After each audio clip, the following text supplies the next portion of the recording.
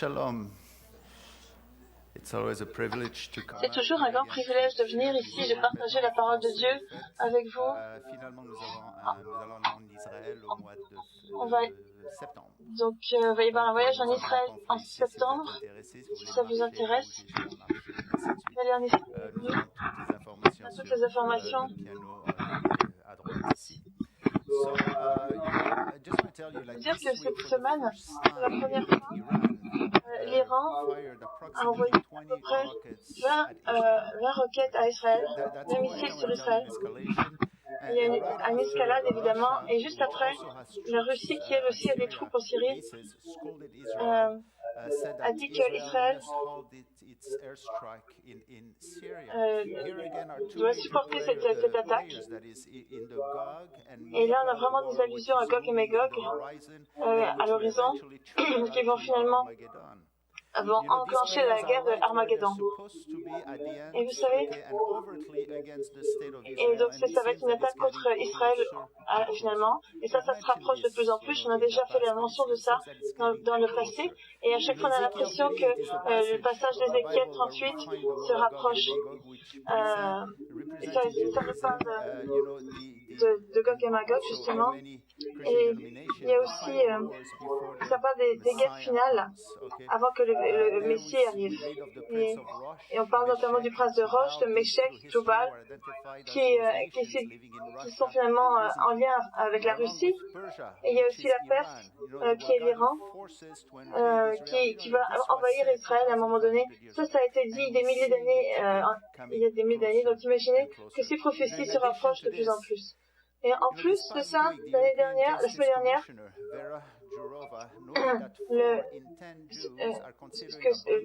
le commissionnaire de l'Europe a dit qu'il y a de plus en plus d'antisémitisme, et ça c'est pas des bonnes nouvelles.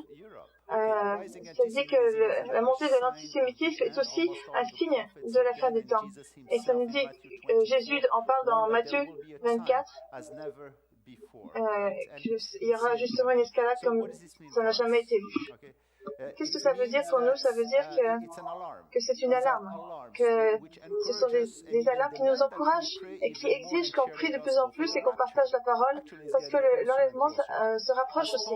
Et comme a dit Paul, il dit que tout le monde, il faut prier pour tous les gens autour de nous, et il faut aussi les bénir en partageant la parole. Et donc il y aura justement une longue nuit de prière la semaine prochaine, samedi soir, et donc c'est vraiment beau de voir comment les gens se rassemblent pour prier toute la nuit. La prière, évidemment, est un élément vital dans la vie spirituelle de la congrégation, et c'est pour laquelle on peut faire une différence dans notre vie. Ouvrons les Écritures au 1er Samuel, chapitre 28. C'est notre dernière étude du livre de Samuel, le premier livre, parce qu'on reprendra un peu plus tard avec la deuxième partie, donc Samuel 2. Au début, j'avais pensé faire les deux l'un après l'autre, mais une des raisons pour lesquelles je prends justement une pause entre les deux livres de Samuel, c'est pour avoir plus de temps pour l'étudier, parce que j'ai trouvé que ce livre est extrêmement profond et qu'il y a tellement de sujets et de discussions qu'on peut avoir autour de ça, ça vaut la peine de passer plus de temps. Et la complexité du comportement humain est tout à fait remarquable dans ce livre. Saul et tous ceux avant eux, comme Élie et ses fils, Elkanah et Nabal, il y a Abigail, il y a même David, ce sont des individus dont on nous montre beaucoup de visages différents. D'abord, habituellement, on connaît seulement un visage d'une personne, mais avec le temps, on peut découvrir les autres visages des gens. Et c'est tout à fait ce qui se passe dans ce livre ici. Et ce livre aussi nous montre qu'on cherche une solution dans ce livre. On cherche du repos pour ces hommes dont la vie est tellement instable, qui ne pouvaient pas s'occuper comme il faut de leur famille, de leur pays. Et c'est là où on découvre qu'il y a la main de Dieu au-dessus de ce livre d'un bout à l'autre. Et c'est vraiment la compréhension de cette partie de la Bible qui est intéressante, c'est la présence de Dieu. On voit aussi les prophéties messianiques. Parce que si vous prenez la vie de David, c'est vraiment tout à fait, c'est un stéréotype de la vie de Yeshua, Jésus. Et il a été oint, ensuite il a été rejeté, ensuite il a été persécuté, Et c'est tout à fait semblable à la vie de Jésus. Et à travers les nombreux miracles aussi qui ont commencé avec David lorsqu'il a combattu Goliath, et puis lorsque Jonathan combattait les Philistins, le ratio était une personne contre 20. Et dans toutes ces situations, on voit que au moment où Saul devait aussi mettre la main sur David, ou quand Achish, le roi philistin, était face à face avec David, dans tous ces moments, Dieu est intervenu, et il y a eu des miracles, et il y a tellement eu de suspense dans ces histoires. C'est incroyable de voir la présence de Dieu à travers tout ça. Et dans ce livre, on découvre beaucoup de facettes différentes de notre grand Dieu. On sait qu'il est présent, patient, très respectueux de l'homme. Il fait tout ce qu'il peut pour intervenir, mais il permet aussi le libre choix à l'homme de décider. Et donc, à ce moment-là, il se retire. Et on voit aussi qu'il cherche à connecter avec les gens, et il se réjouit de ce qui se passe. Notamment, il se réjouit de la vie de Hannah, qui est le héros dans les livres de Samuel. On voit qu'il y a eu beaucoup de visages différents dans les autres personnages de cette histoire, mais en ce qui concerne Hannah, elle a seulement un seul visage, et ça nous montre que dans sa vie, elle met seulement un seul Dieu en priorité, et donc c'est très intéressant. On sait bien qu'elle est évidemment pécheresse, mais il n'y a aucune mention de ça, parce que c'est comme si l'Esprit de Dieu la trouvait tellement précieuse qu'il ne voulait pas que nous soyons distraits par d'autres éléments plus négatifs de sa vie, et qu'il fallait qu'on puisse se concentrer sur sa foi et sur l'amour qu'elle avait pour les autres et pour son pays. Aujourd'hui, on va voir une grande bataille, une bataille finale qui est un peu comme la bataille d'Armageddon. On voit qu'Israël va perdre, Saul et Jonathan vont mourir, mais c'est pourtant pas la fin, car Dieu, encore une fois, est là. Et c'est ce qui nous amène à voir cette drôle d'histoire. Pour arriver à cette bataille, on va passer par l'histoire de la sorcière, ou plutôt de la médium, la magicienne de Endor. Et ça, on se demande ce que cette histoire fait là, et il y a pourtant un lien très clair. Donc on va commencer par lire le texte, et on va suivre la chronologie du livre. 1 Samuel chapitre 28, premier verset, première partie A. En ce temps-là, les Philistins rassemblèrent leurs troupes et formèrent une armée pour faire la guerre à Israël. Ça, c'est la bataille dont je parlais. On nous dit dans le chapitre suivant que toutes les armées des 5 autres rois des Philistins étaient présents. On voit ça dans le chapitre 29, verset 2. Ça dit, les princes des Philistins s'avancèrent avec leurs centaines et leurs milliers. Et où est-ce que ça se déroule, cette bataille? Si vous prenez le premier verset du chapitre 29, ça nous dit, les Philistins rassemblèrent toutes leurs troupes à Aphek, et Israël campa près de la source de Jizréel. Donc, les armées des Philistins remplissaient toute la large plaine de la vallée de Megiddo, et donc ils occupaient toutes les villes de la côte, et ils se dirigeaient vers l'est pour occuper le reste du territoire d'Israël. Et Saul se trouvait à ce moment-là tout en haut du mont Gilboa. Vous voyez le chapitre 28, verset 4, et il avait un panorama de tous ces milliers de chariots des Philistins qui s'avançaient, et on nous dit qu'il avait très peur. Vous prenez le verset 5 du chapitre 28, ça nous dit « Saul fut saisi de crainte, et un violent tremblement s'empara de son cœur. » C'est un peu, on pourrait dire que c'est toute une coïncidence que cette bataille finale dans Samuel se déroule exactement au même endroit où aura lieu la bataille finale d'Armageddon. Mais c'est d'ailleurs ce à quoi le texte veut faire référence. Puisqu'on sait que juste après la bataille d'Armageddon, le roi des rois, Yeshua, va revenir établir son royaume. Et c'est après cette bataille que David, lui aussi, va devenir roi d'Israël. Donc il y a un parallèle intéressant à faire entre les deux. Et ça suit donc les prophéties messianiques de ce livre. Et donc, ça fait aussi référence à ce qui va se passer dans le futur. Si vous prenez le chapitre 17 et 18 de l'Apocalypse de Jean, aussi il y a des références à cette bataille-là. Et donc, on va aussi voir, on va suivre l'histoire en commençant donc dans 1 Samuel chapitre 28.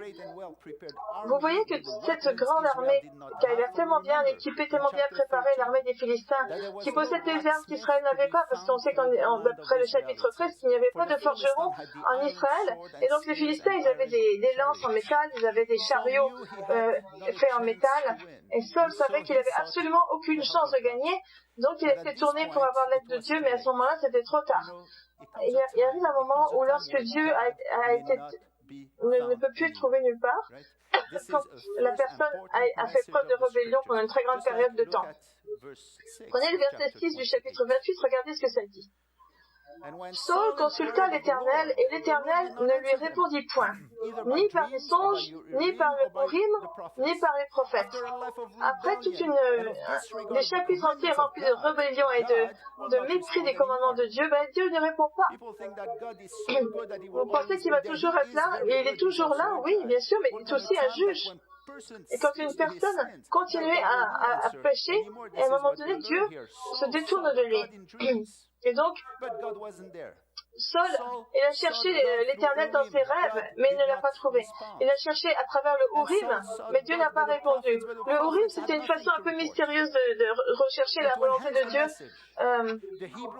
Vous savez, il y a un jeu de mots en hébreu, ça veut dire que Saul recherchait le Seigneur, mais le mot rechercher, c'est la même chose que Saul.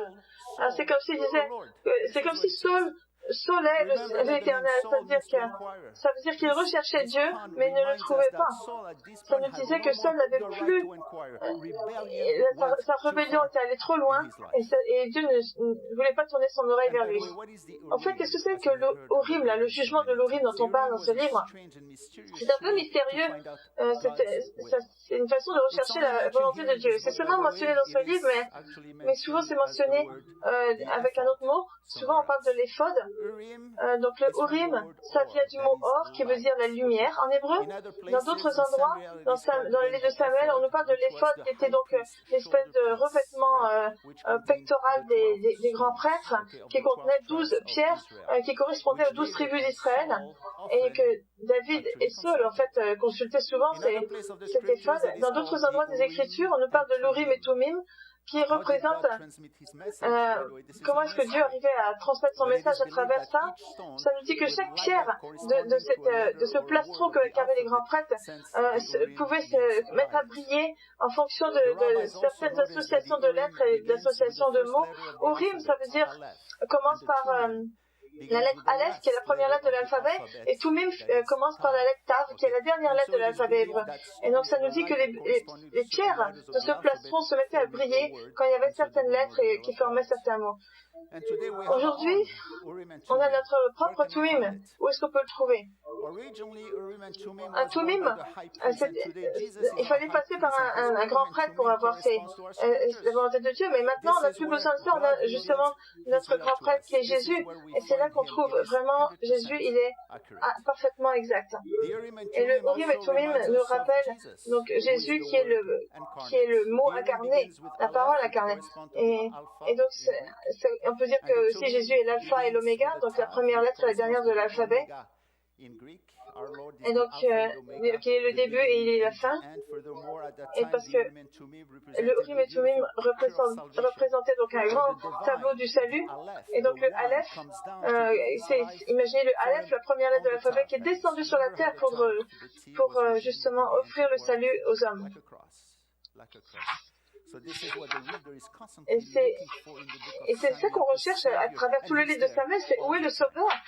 Maintenant, si on retourne à Saul, la première chose qu'on remarque, c'est qu'il a consulté le Urim, mais le Urim, quel Urim il s'agissait? Il y avait seulement un Urim, et c'était sur le dernier prêtre d'Israël qui était Abiatar et qui se trouvait avec David. Donc Saul avait dû fabriquer son propre Urim. C'est possible que Saul se soit associé à des prêtres qui étaient dans son camp et qu'il avait lui-même loin, et peut-être qu'ils avaient créé un vrai Urim. Mais en fait, c'était un Urim qui servait à rien, c'était pas efficace. Et vous savez où est-ce que tout ça va nous mener? Saul a absolument bâti sa propre religion, il a adapté sa propre vision de Dieu. Et on peut dire que Saul appelle Dieu avec le nom de Dieu des Écritures, comme s'il le connaissait si bien. Et ça nous donne un peu de confusion, parce que quand Saul dit qu'il croit dans le Dieu de la Bible, et dans chaque mot de la Bible, et pourtant il agit de façon tellement différente, on peut se poser des questions, n'est-ce pas? Puisqu'il n'avait reçu aucun rêve, et que le Urim ne fonctionnait pas, et que les prophètes étaient restés silencieux, alors au lieu d'aller chercher le vrai Dieu dans la prière et dans la repentance, eh bien, il est allé chercher son propre Dieu à travers un médium, une magicienne, une espèce de sorcière, une intermédiaire, qui appelait les esprits des morts. Et donc, Saul ne s'était pas rappelé que la loi interdisait justement ce genre de pratique. Et regardez quelle foi il avait. Il est allé jusqu'à... il est allé marcher jusqu'à la frontière où étaient stationnés les Philistins et il a même traversé cette frontière. Et regardez comment Première Chronique chapitre 10 verset 14 fait un résumé de la situation. Il ne consulta point l'Éternel. Alors l'Éternel le fit mourir et transféra la royauté à David, fils d'Isaïe. Vous voyez, on peut dire que Saul, on peut dire qu'il recherchait Dieu, mais la réalité c'est qu'il n'a pas cherché le vrai Dieu. Il a cherché Dieu, mais pas le Dieu de la Bible.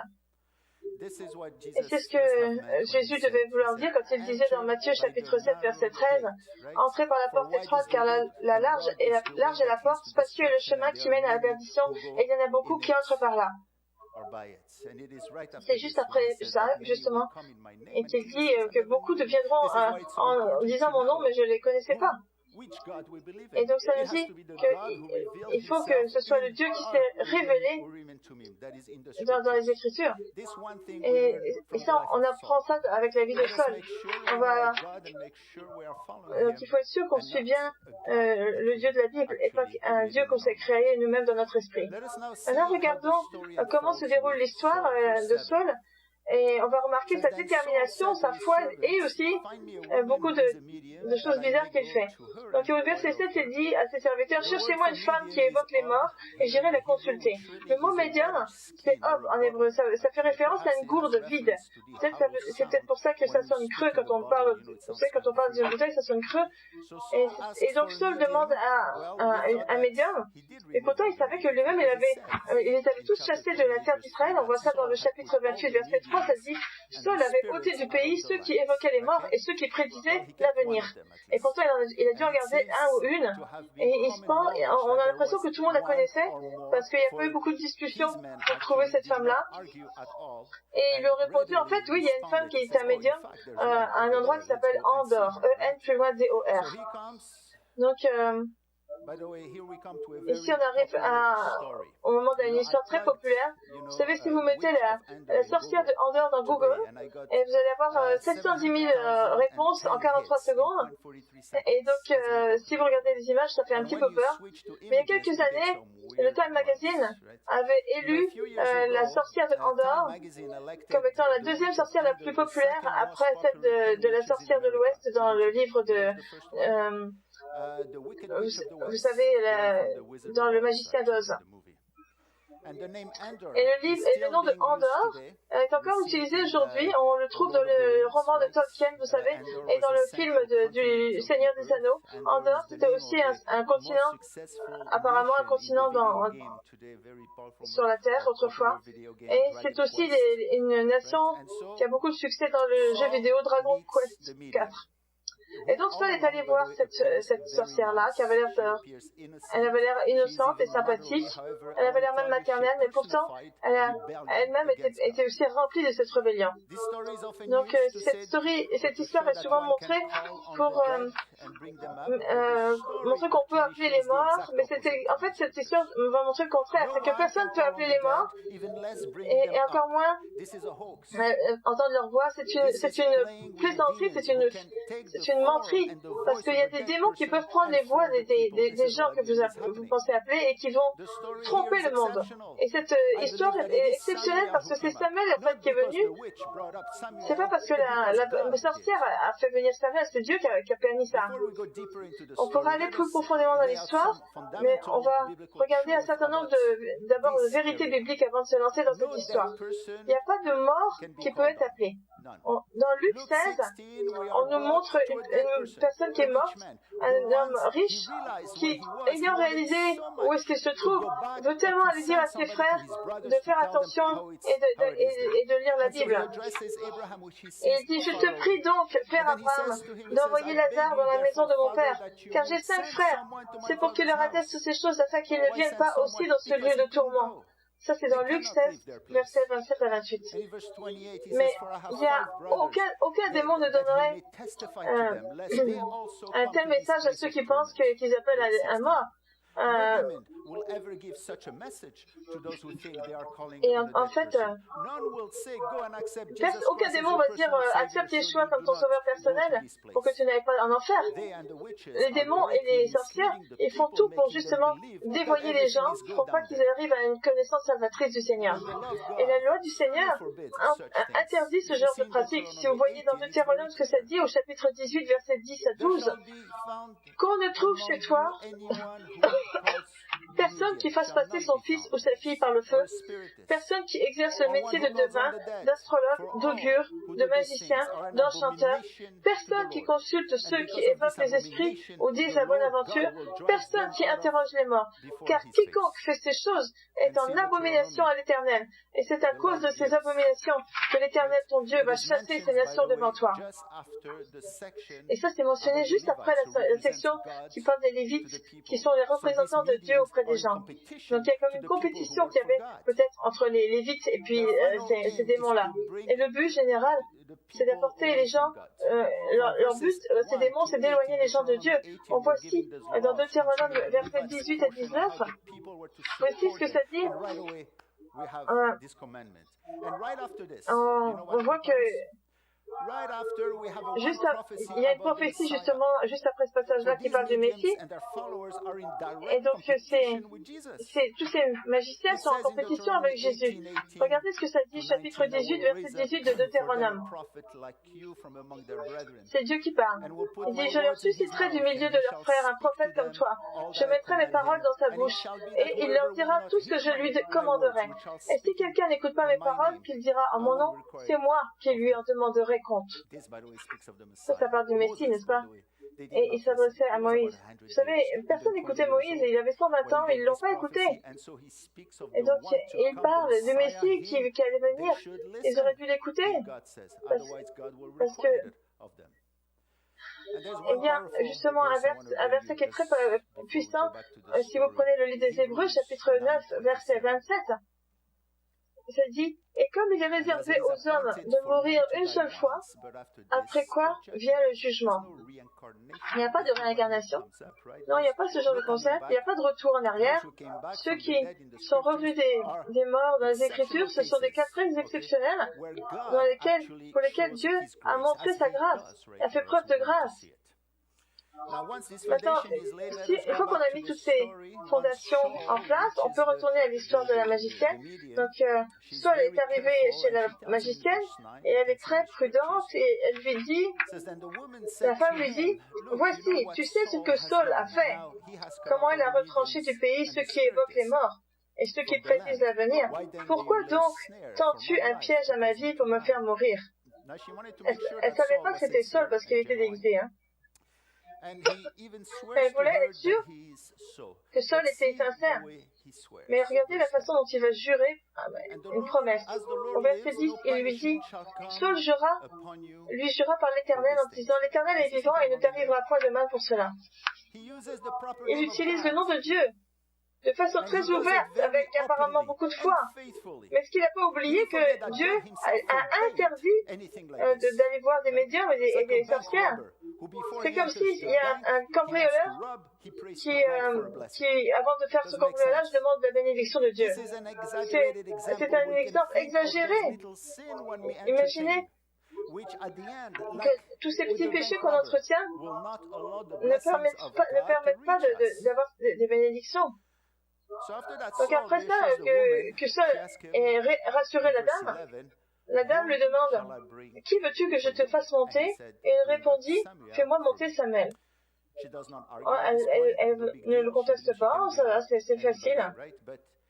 Mais ça, c'est le moment où elle va avoir la peur de sa vie quand elle va faire ça. Vous allez voir, Samuel est apparu, grâce à Dieu. Au verset 12, ça dit, lorsque la femme vit Samuel, elle poussa un grand cri. Pourquoi est-ce qu'elle a crié si fort? Parce qu'elle ne s'attendait pas à voir Samuel. Parce que Dieu l'a attrapé dans son propre jeu. C'est ça qui se passe. Le mot hébreu pour crier, Za'at, c'est un cri à l'aide, un cri d'horreur. C'est le même genre de cri lorsque les Israélites ont crié à Dieu et qu'ils étaient en esclavage en Égypte. Ou d'autres, quand ils sont en présence d'ennemis, Bekol Kadol, avec une forte voix. Mais c'était vraiment pas quelque chose d'ordinaire pour elle. Elle était très surprise. Et Dieu va souvent rencontrer les gens sur leur propre territoire. Lorsqu'il a rencontré Balaam sur la route, il s'est arrangé pour que son âme se mette à parler. Pourquoi il a fait ça? Parce qu'apparemment, à l'époque de Balaam, il y avait des démons qui faisaient ça de temps en temps, de faire parler des âmes. Donc ça ne lui a pas paru hors de son champ d'action. Lorsqu'il a rencontré Pharaon et Nebuchadnezzar dans leurs rêves, et il croyait tellement dans les rêves, alors il leur a parlé à travers des rêves. Et c'est ce que fait aussi, donc on voit la médium dit quelque chose d'intéressant, elle se tourne vers Saul et elle dit au verset 12, « Mais pourquoi m'as-tu trompé? Tu es Saul. » Qu'est-ce qui l'a amené à reconnaître Saul? On a l'impression que, vous savez, parfois quand on fait face à quelque chose de surnaturel, qui est un voile, qui est retiré, tout d'un coup on comprend ce qui se passe.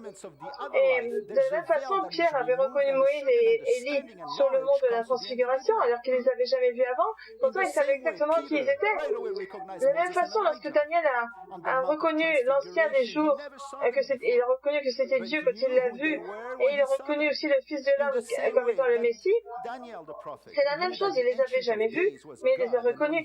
Lorsque Ésaïe a su que c'était le Seigneur assis sur le trône qu'il avait vu, et que c'était Yeshua qui était assis sur ce trône, et même chaque croyant au moment du salut, quand il réalise la vérité qu'ils n'avaient pas connue avant et qu'ils acceptent Yeshua comme étant leur sauveur personnel, ça aussi c'est une connaissance miraculeuse et surnaturelle. Et si tout ça est vrai, eh bien cette femme, elle est tombée sur ses genoux, elle aurait dû tomber sur ses genoux et se repentir, mais elle est restée comme elle était. Elle a reconnu que c'était Dieu qui avait fait ça, mais elle a continué dans cette voie-là.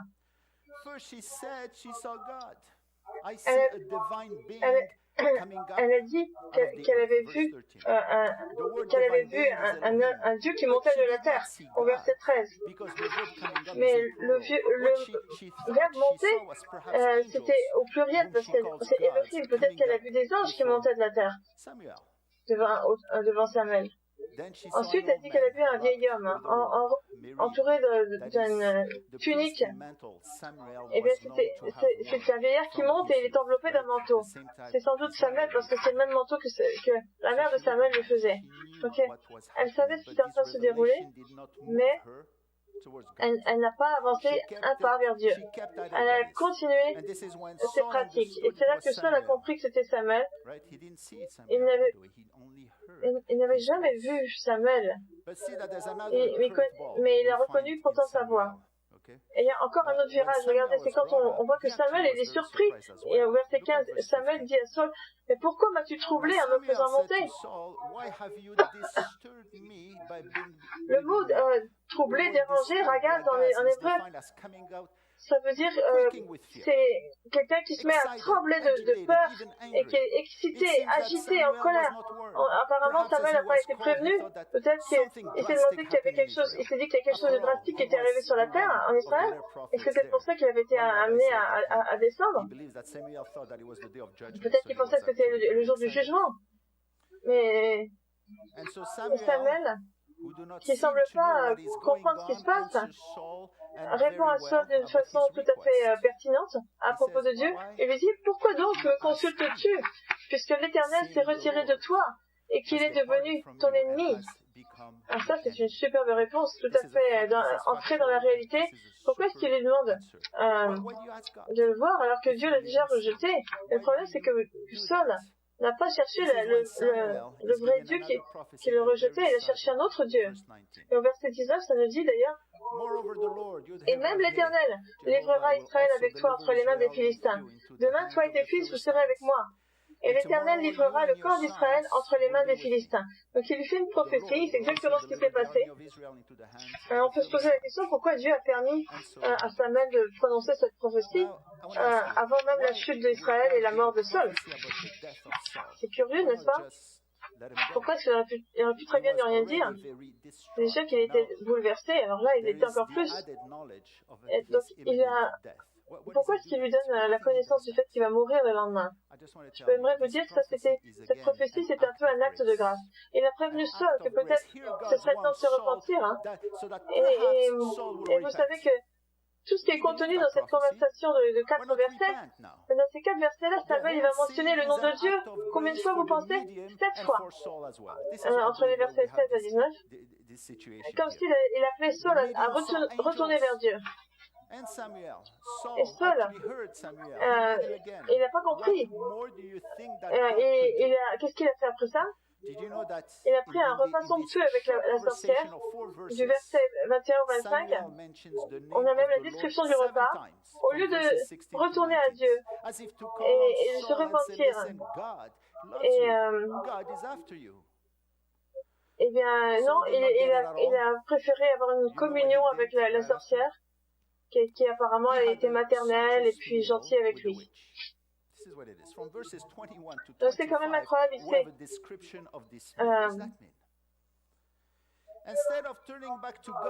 donc, il a cette communion avec cette sorcière. Et donc, c'est vraiment étonnant cette histoire. Mais tout ça, c'est l'histoire d'une rébellion, n'est-ce pas? Puisque Samuel l'avait dit avant, très clairement, au verset 23 du chapitre 15 du 1er Samuel, ça disait car la désobéissance est aussi coupable que la divination, et la résistance n'est pas moins que l'idolâtrie et les téraphim. Puisque tu as rejeté la parole de l'Éternel, il te rejette aussi comme toi. Il te rejette aussi comme roi, pardon. Donc, l'histoire de la sorcière de Endor est vraiment en lien avec ces mots-là. Et c'est ce qui nous amène à dire que Samuel a mené une bataille dans son ministère pour se débarrasser de la sorcellerie sur la terre d'Israël, et pourtant, il y revient. Et Paul aussi, il fait ça. Il compare les mauvaises doctrines à des doctrines de démons. Donc il y a vraiment un lien avec Samuel et Paul. C'est que dans les deux cas, on voit que la rébellion s'est associée aux démons. Il y a beaucoup de choses curieuses chez Saul. D'abord, il enlève tous les médiums et toutes les sorcières d'Israël, et puis après, il va en chercher une. Ensuite, il va dire à la sorcière de ne pas avoir peur, et ensuite, c'est lui, il est encore plus pris par la peur qu'elle. Ensuite, on voit que après avoir entendu Samuel, il refuse de manger, parce qu'il est bouleversé, et après, il se met à table et prend un festin avec la sorcière. Regardez maintenant, si vous prenez le verset 23 du chapitre 28 de 1er Samuel, il y a quelque chose d'intéressant. Il y a un indice qui nous montre que Samuel nous amène à mettre le doigt sur la rébellion. Regardez ce que ça dit. Donc, en parlant de ça, il dit, il se leva de terre et s'assit sur le lit. Pourquoi il ne s'est pas assis sur une chaise, un banc? Pourquoi il s'est assis sur le lit? Et là, il y a un symbole de son acceptation et de la communion avec le monde des démons. Ça nous dit ici que peut-être que ça ne dit pas, par exemple, qu'il s'est assis au bord du lit. Non, ça nous dit qu'il y a la préposition elle qui veut dire qu'il s'est assis profondément dans le lit. Donc il a quasiment plongé dans le lit et s'est enfoncé dans le lit. Donc, comme si, étant dans le lit de la sorcière, il tombait encore plus profondément dans le monde des démons. Et c'est à ce moment-là qu'ils ont eu un grand repas avec la sorcière. Et le lit, c'est un symbole dans les Écritures d'une relation intime. Et ça nous rappelle un autre lit d'une personne méchante aussi qui avait apporté un mauvais message. Si vous prenez le Nouveau Testament, Jésus nous donne quand il parle de Jézabel, eh bien, peut-être que c'était peut-être pas son vrai nom.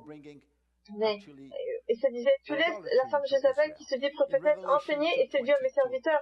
pour qu'il se livre à l'impudicité et qu'il mange des viandes sacrifiées aux idoles. Ça, c'est Apocalypse chapitre 2, verset 20. Voyez?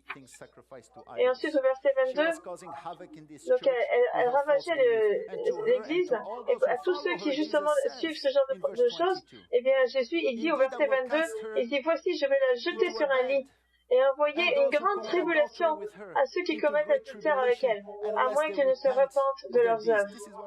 C'est exactement ce qui est arrivé avec Saul. Le mot tribulation, ici, est au singulier. Ça parle de la tribulation du moment des 7 dernières années dont parle Daniel, et qui vont justement se dérouler dans la vallée de Jézréel, au même endroit où se trouvait Saul avec la sorcière. Et c'est là qu'on a le dernier moment de tribulation qui nous est mentionné. Et il y a un lien à faire avec cet épisode de Andor avec la sorcière et la fin des temps. Parce qu'on voit que cette personne méchante représente toutes les fausses religions auxquelles l'Apocalypse de Jean fait référence. L'adultère, ici, est toujours synonyme avec l'idolâtrie, et c'était le péché de Saul, et c'était le péché des nations du monde aussi. Et c'est là qu'on se rappelle que le livre de Samuel nous amène à cet esprit de sorcière-là pour nous dire que c'est toujours d'actualité, et que l'histoire de Samuel est beaucoup plus que l'histoire d'un homme qui court après un autre ou d'une sorcière qui appelle des morts. Le message de Samuel est beaucoup plus grand. C'est que il faut mettre l'accent sur les Écritures. Les deux champions de ce livre sont Hannah et Samuel. Hannah a vu à quel point l'état de son pays, d'Israël, était chaotique, et elle a crié vers Dieu. Elle lui a demandé un fils. Elle a désiré justement tellement longtemps avoir un fils. Et toute cette souffrance l'a amenée à se tourner vers Dieu et à lui donner le meilleur d'elle-même. C'était son âme et son dévouement. Et elle a touché le cœur de Dieu qui justement avait l'intention d'envoyer son premier-né, le Messie, pour mettre un terme à ce chaos. À la fin du livre, Samuel, il meurt. On nous le dit 2 fois d'ailleurs qu'il meurt. Alors, 1 Samuel chapitre 25, verset 1, et 1 Samuel chapitre 28, verset 3. Et donc, la première annonce de la mort de Samuel est connectée avec Nabal. La deuxième annonce de la mort de Samuel est connectée avec la sorcière de Andor. Comme si ça nous disait que si vous enlevez la parole de Dieu, vous allez finir comme Nabal, c'est-à-dire comme un imbécile, et avec une sorcière qui appelle des démons. Mais voyez que la première fois que la mort de Samuel est annoncée, dans 1 Samuel chapitre 25, verset 1, ça nous dit « Samuel mourut. Tout Israël s'étant assemblé, le pleura, et on l'enterra dans sa demeure à Rama. Et ce fut alors que David se leva et descendit au désert de Paran. » Alors le désert de Paran, c'est le désert dans lequel se trouvaient les Israélites quand ils étaient en dehors de la terre promise et qu'ils ont tourné en rond pendant 38 ans. Et bien vous voyez, c'est un peu le type de la diaspora juive, c'est que quand la parole du Seigneur est rejetée, il se trouve aussi rejeté en dehors de la terre d'Israël. Donc Samuel est mort et David, qui était celui qui devait représenter Israël, est parti et il est allé à Paran.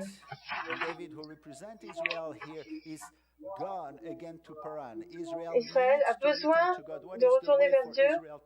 Et quelle est la façon dont Israël peut retourner vers Dieu? Et Jésus dit, Osée, il dit, mon peuple meurt à cause à cause de leur ignorance. Aujourd'hui, les croyants doivent aller vers Dieu à travers sa parole. Donc, le livre de Samuel nous donne des histoires qui sont à la fois droites et simples et à la fois compliquées, mais ça nous souligne la grande vérité à propos de Dieu et à propos du Messie. C'est que aux pharisiens, vous savez qu'est-ce qu'il disait Jésus aux pharisiens dans Jean chapitre 5 verset 39? Il disait, vous sondez les Écritures parce que vous pensez avoir en elles la vie éternelle, mais ce sont elles qui rendent témoignage de moi. Et donc aussi, l'Éternel aussi testifie et rend témoignage de Yeshua dans 1 Samuel. Où est Jésus dans 1 Samuel? David est le type de Jésus. Il est un roi qui a été roi par Dieu, qui a été rejeté, persécuté, sans aucune raison. Et pas uniquement à cause de la raison qu'il était le roi de Dieu. À un moment donné, dans 1 Samuel, chapitre 20, verset 31, Saul dit lui-même, et maintenant, envoie-le chercher qu'on me l'amène, car il est digne de mort. pourquoi est-ce qu'il doit mourir? Pourquoi est-ce que Jésus doit mourir? Et même le Hérode et Ponce Pilate ne leur trouvaient rien à reprocher. Et beaucoup qui ont dit ça étaient mauvais. Les derniers 2000 ans, et même aujourd'hui, on voit que ceux qui se sont proclamés comme étant ceux qui suivaient Jésus étaient en réalité n'étaient pas des gens qui suivaient Jésus. Et on voit à quel point l'Esprit a inspiré David à écrire ces plus beaux, ces plus belles prophéties messianiques. On voit ça dans les psaumes. Si vous prenez le psaume 22, au moment où il était pourchassé par Saul, il a écrit le psaume 22 qui décrit la façon dont le Messie a été mis à mort. Et même la façon dont les soldats l'ont crucifié, ont joué au dé sa tunique. Dans le chapitre 19, verset 23 de Jean. Dans le psaume 16, David parle de la résurrection du Messie du troisième jour. Et dans le Hallel, le psaume 118, il parle du rejet de la pierre qui fait l'angle. Et donc, à la fin du livre de Samuel, et après la mort de Saul, David revient sur la scène. Et la première chose qu'il fait, c'est quoi? Eh bien, il va nourrir les gens d'Israël, le peuple d'Israël. Au chapitre 31, vous voyez qu'après une énorme guerre, et quand il restait presque plus rien en Israël, et que les gens avaient abandonné les villes et puis se dirigeaient vers le désert, David est revenu, les a rassemblés comme le Messie veut rassembler le restant d'Israël, comme le dit la prophétie, et il les a nourris, et il leur a donné justement le butin qui avait été saisi des ennemis. On voit ça dans 1 Samuel chapitre 30, verset 26. Ça dit de retour à Tsiklag, David envoya une partie du butin aux anciens de Juda, à ses amis, en leur adressant ces paroles: voici pour vous un présent sur le butin des ennemis de l'Éternel. Vous voyez, et il fait mention de Bethel, de Ramoth, de Jatir, toutes ces villes. Donc Aroer, Sifmoth, Estémoa, et tout ça. Et ce sont des villes dont on n'a jamais entendu parler, mais Dieu avait quand même sa présence là-bas. Et si vous comptez, il y a à peu près 14 noms de villes qui sont mentionnés ici. Et d'ailleurs, la somme des lettres du mot David en hébreu, c'est justement 14, Dalet. Et Dalet est la généalogie de Matthieu qui nous est donnée aussi. Et nous montre 14 niveaux de généalogie. Et qui nous montre que Dieu est absolument impliqué dans le salut de son peuple. Et les Écritures nous disent que quiconque croit en lui a la vie éternelle. Dans le chapitre 3 de Jean, verset 15. C'est ça le message principal des Écritures. Aujourd'hui, je vais terminer ce livre avec un appel au salut. Et je pense que n'importe qui, n'importe où, peut venir dans la présence de Dieu à travers cette prière que je vais prononcer et qui reconnaît que Jésus est le Messie. C'est difficile à dire. Mais si vous voyez que l'Esprit vous amène à dire que le Yeshua est le Messie, dites-le.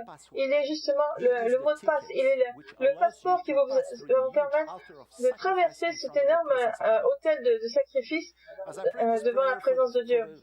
Et alors que je vais prononcer cette prière pour la première fois, vous pouvez répéter après moi si vous sentez que vous comprenez les mots et que vous croyez que Jésus est le Messie.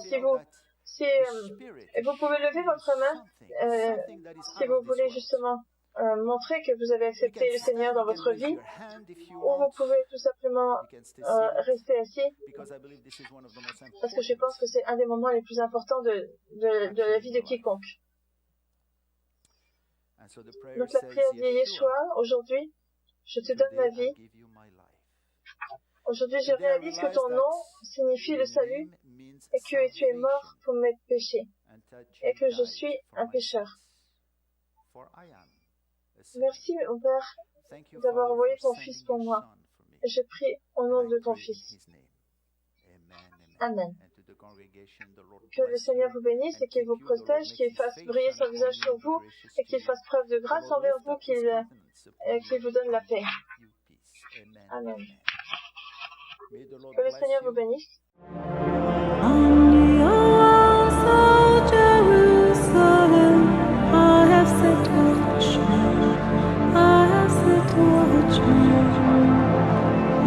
the walls of Jerusalem, who shall